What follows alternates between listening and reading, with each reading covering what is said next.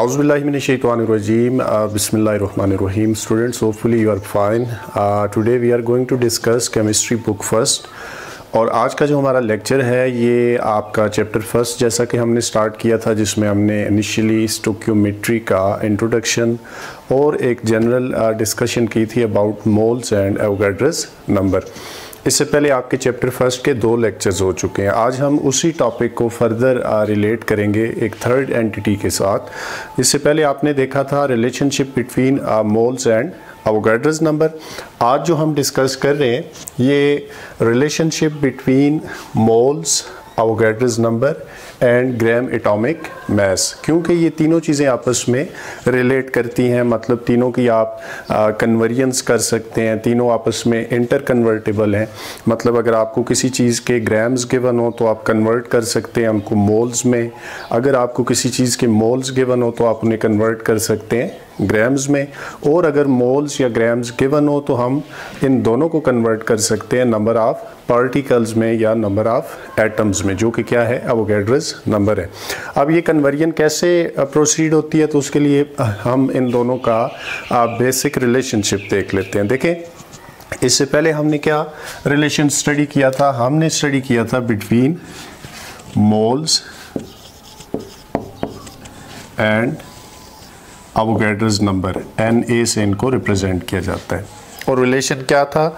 हमें ये पता था कि जब हम किसी भी चीज़ का 1 मोल लेते हैं, 1 मोल ऑफ एनी सब्सटेंस, तो हमें ये पता था कि it carry constant number of particles which are equal to 6.023 into 10⁻23 particles. आपको ये पता होना चाहिए कि पार्टिकल से मुराद 3 चीज़ें हो सकती हैं। एटम्स भी हो सकते हैं, मॉलिक्यूल्स भी हो सकते हैं और किसी भी चीज़ के आयंस भी हो सकते हैं।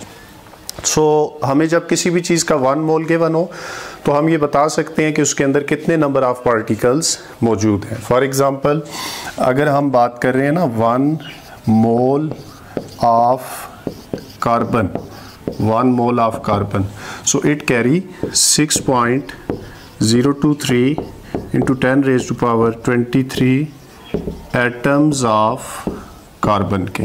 ठीक हो गया, क्योंकि जब हमें पता है ये कांस्टेंट रूल है कि जब किसी भी चीज़ का 1 मोल होता है तो उसके अंदर constant number of particles exist करते हैं। ठीक है, अब हम मोल्स और एवोगाड्रोस नंबर को एक थर्ड एंटिटी के साथ कंपेयर कर रहे हैं, दैट इज ग्राम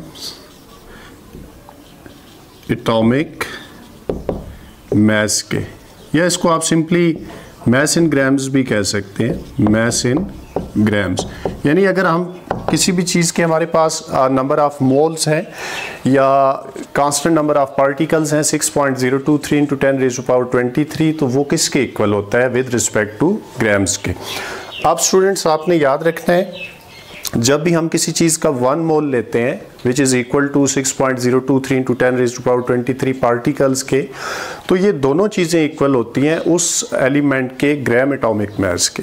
यानी जिस तरह हमने अभी बात की 1 मोल ऑफ कार्बन, तो ये कितने ग्राम्स ऑफ कार्बन के इक्वल होगा? ये उतने ही ग्राम्स ऑफ कार्बन के इक्वल होगा जो कार्बन का एटॉमिक मास है। सो हम ये कह सकते हैं कि 1 मोल ऑफ कार्बन जो है ये इक्वल है 12 ग्राम्स ऑफ कार्बन के। 1 मोल ऑफ कार्बन इक्वल है 12 ग्राम्स ऑफ कार्बन के। इसी तरह अगर हम बात करें 1 mole of sodium, so 1 mole of sodium में नंबर ऑफ पार्टिकल्स या number of atoms of sodium कितने होंगे? Definitely 6.023 into 10⁻23 atoms of sodium. और ये दोनों चीज़ें 1 मोल ऑफ सोडियम या 6.023 इंटू 10⁻23 एटम्स हों अगर सोडियम के, तो इनका मास इन ग्राम्स कितना बनेगा? जो सोडियम का मोलर मास है, और वो सोडियम का मोलर मास कितना होता है? 23। सो हम ये कह सकते हैं कि ये दोनों चीज़ें इक्वल हैं 23 ग्राम्स ऑफ सोडियम के। सो आपको समझ आ गया?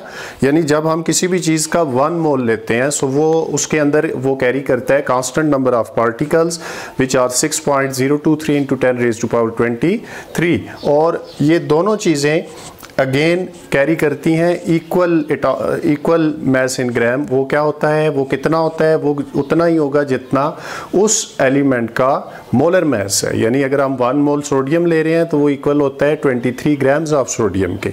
अगर हम 1 मोल कार्बन ले रहे हैं तो वो इक्वल है 12 ग्राम ऑफ कार्बन के। इसी तरह अगर हम बात कर रहे हैं 1 mole of water H2O, so it carry 6.023 into 10 raised to power 23 molecules of water and it possess। अब देखें इसका मैस इन ग्राम्स कितना होगा, ये उतना ही होगा जो वाटर का मोलर मैस है। और वाटर के अंदर दो चीज़ें हैं ना, H2O, 2 हाइड्रोजन है, 1 ऑक्सीजन है। आप इन दोनों के मैसेज को सम करें तो वाटर के मॉलिक्यूलर मैस आ जाएगा। 2 हाइड्रोजन है, मैस हो गया 2, प्लस 1 ऑक्सीजन है, मैस हो गया 16। सो 2 + 16 वाटर का मोलर मैस कितना बना, 18 ग्राम्स। सो इसका मतलब है 1 मोल ऑफ वाटर जो है ये इक्वल होता है 18 ग्राम्स ऑफ वाटर के। तो स्टूडेंट्स आपने देखा ये तीनों पैरामीटर्स जो हैं किसी भी चीज़ के मोल्स, एवोगैड्रोस नंबर और मैस इन ग्राम्स, इन तीनों के दरमियान एक फिक्स रिलेशन है, कांस्टेंट रिलेशन है। और वो क्या है कि जब हम किसी भी चीज़ का 1 मोल लेते हैं, 1 मोल इक्वल होता है उसी चीज़ के ग्राम एटॉमिक मैस के। यानी अगर हम ग्राम एटॉमिक मैस और मोल को कंपेयर करें तो मोल्स क्या है, मोल्स किसी भी चीज़ के अगर हम 1 मोल ऑफ कार्बन ले रहे हैं तो ये इक्वल होगा 12 ग्राम्स ऑफ कार्बन के। अगर हम 1 मोल सोडियम ले रहे हैं तो ये इक्वल होगा 23 ग्राम्स ऑफ सोडियम के। और अगर हम 1 मोल वाटर ले रहे हैं तो ये इक्वल होगा 18 ग्राम्स ऑफ वाटर के। और क्योंकि हम 1 मोल ले रहे हैं तो 1 मोल का रिलेशन हम दो चीज़ों के साथ टैली कर रहे हैं। 1 मोल के अंदर हमें ये भी पता है कि कांस्टेंट नंबर ऑफ पार्टिकल्स होते हैं और 1 मोल का एक क्या होता है, फिक्स मैस होता है। तो दोनों चीज़ों को हम इस टेबल के अंदर शो कर रहे हैं कि अगर हम 1 मोल कार्बन लें तो it carry 6.023 into 10 raised to power 23 atoms of carbon and it is equal to 12 grams of carbon के। अब देखें इन तीनों को कंपेयर करने से हमें क्या पता चला, हम इसको इस तरह इस साइड से भी रीड कर सकते हैं कि जब हम 12 ग्राम्स कार्बन लेंगे तो ये कितने एटम्स कार्बन के कैरी करेगा, ये 6.023 into 10 raised to power 23 atoms of carbon जो है ये पोजेस करेगा।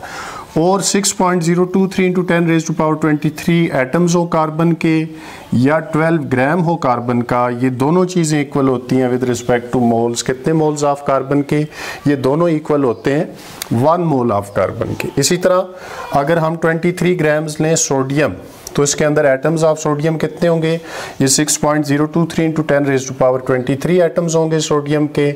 और अगर 23 ग्राम्स सोडियम हो या 6.023 into 10 raised to power 23 atoms हो, दोनों इक्वल हैं।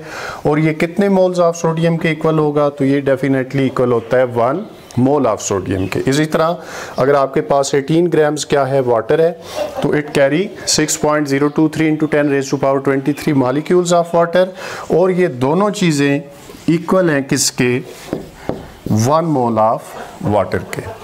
सो आपने ये देखा कि हम इन तीनों चीज़ों को moles, Avogadro's number and mass in grams, इन तीनों को आपस में convert, these 3 parameters are basically inter convertible. ये तीनों आपस में क्या हो सकते हैं, इंटर कन्वर्टेबल हैं। अगर हमें एटम्स पता है तो हम उनसे ग्राम्स फाइंड कर सकते हैं या मोल्स फाइंड कर सकते हैं। इसी तरह अगर हमें मोल्स पता है तो उनसे हम ग्राम्स फाइंड कर सकते हैं या एटम्स फाइंड कर सकते हैं। और अगर हमें ग्राम्स पता है तो अगेन हम उससे मोल्स और एटम्स दोनों को कैलकुलेट कर सकते हैं। ठीक हो गया। सो इस लेक्चर में हमने इन तीनों का कंपैरिजन किया है।